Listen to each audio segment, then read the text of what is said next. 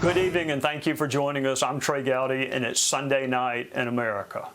The FBI believes there's sufficient evidence to charge Hunter Biden with violations of tax and gun statutes, according to media reports. The FBI doesn't make charging decisions. Federal prosecutors do.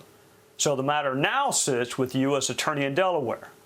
Hunter Biden's lawyers have asked for a chance to present exculpatory information before a final charging decision is made. He's been under investigation since 2018, although you will recall most in the media either buried that story or claimed it was Russian disinformation. Apparently, there are a lot of Russians sitting on the grand jury in Delaware. Two other things are worth noting. Agents, prosecutors, and members of the grand jury take an oath not to leak information. Someone violated that oath. Leaks in the past have hurt both Republicans and Democrats, but mainly leaks hurt a justice system sorely in need of a reason to respect it. And secondly, this marks the 1,000th time Adam Schiff has been wrong about something. Remember, he told you this was all Russian disinformation. How do you think the D.C. media would treat a Republican member of Congress who is wrong as much as Adam Schiff is?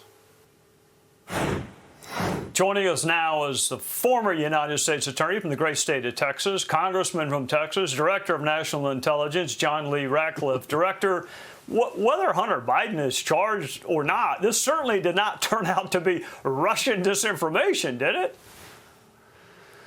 Well, you correctly pointed out, Trey, this is a 2-year anniversary this week of an effort by the Democratic chairman of the House Intelligence Committee to create a lie that these allegations that may result in criminal charges against Hunter Biden and other members of the Biden family was Russian disinformation. And that lie was perpetuated by 51 former intelligence officials, mostly Democratic appointees from the Obama administration, and then amplified by social media platforms and the mainstream media. And all of that, took place to mislead and misrepresent to the American people what was happening.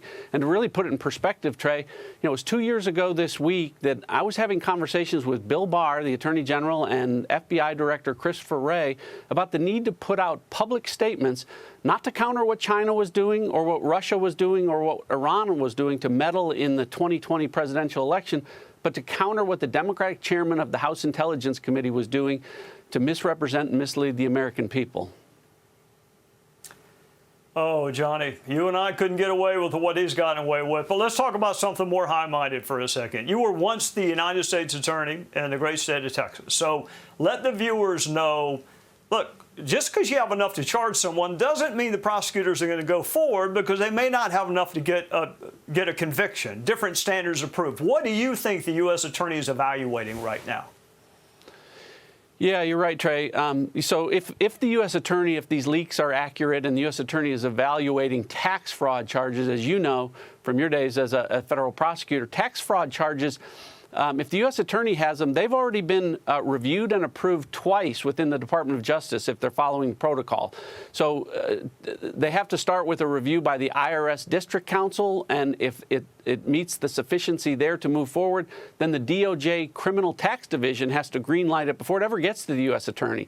So if the U.S. Attorney in Delaware is looking at this, there's little doubt that there's sufficient evidence of probable cause to charge Hunter Biden with tax fraud. That is, that he received income that he didn't declare on taxes. My guess is what they're looking at is they're evaluating Hunter Biden's defense. I think everyone thinks that defense is going to be, I did it, but I was an alcoholic and a drug addict for that period of time, and I didn't have the mens rea or criminal intent to commit these crimes.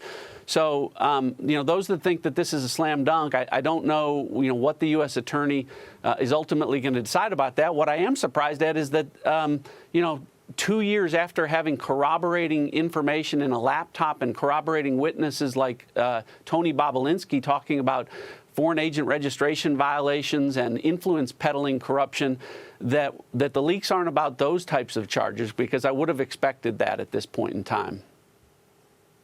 I hope his defense is better than I was drunk and high, because unless the world's changed, I don't think voluntary intoxication is much of a defense. But we shall see. I want to pivot and ask you about something else. and I hope you're seated because this is going to shock you. North Korea is acting badly again. They are making threats and doing provocative things. What should our viewers at home, what should they be? Should they be worried? Should they say this is just a crazy rocket man again? What should we be thinking? Well, unfortunately, I think what you see North Korea doing is some unprecedented things that they haven't done in a long period of time. So, 2 weeks ago, they fired ballistic missiles over Japan for the first time in 5 years. And now, I don't know if your viewers have seen the reports, but there are reports and intelligence that North Korea may be preparing to test nuclear weapons for the first time in over 5 years. And, I don't think it's a coincidence that these things are happening now with an administration that has frankly rewarded escalatory and provocative behavior. When Iran started rattling the nuclear weapons, saber, they got offered a $1 trillion sanctions relief deal. And Kim Jong-un in North Korea wants sanctions relief. And I think he wants a piece of the action here. I think he, understands with this administration that sometimes this bad behavior is rewarded. All right, Johnny, here's my last question, too. We got about a minute. One of the other allegations against Hunter Biden involves making false statements in the application for a firearm. Let's walk down memory lane. Do you recall when the media and Mueller's prosecutors got really, really, really animated about false statements? I mean, they couldn't think of a prison sentence long enough for someone who made false statements. Do you think that will be the reaction if indeed he is charged with making a false statement? Well, there's been a lot of questions lately about the even-handed application of justice. And folks will recall that Roger Stone, prosecutors wanted a 7-year sentence for lying to Congress. And when Bill Barr reduced it to 40 months, people called for his resignation.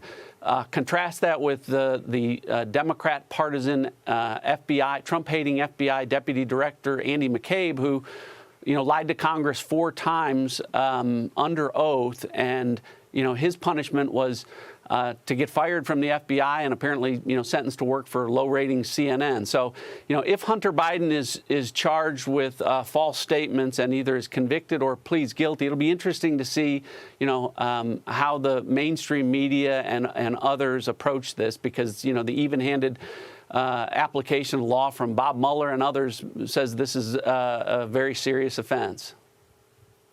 If we can work around your golf schedule, Johnny, I look forward to having you back on if there is more news on this front. Thank you for joining us on a Sunday night. Great Hope you have a great rest of your weekend. Thanks, Trey.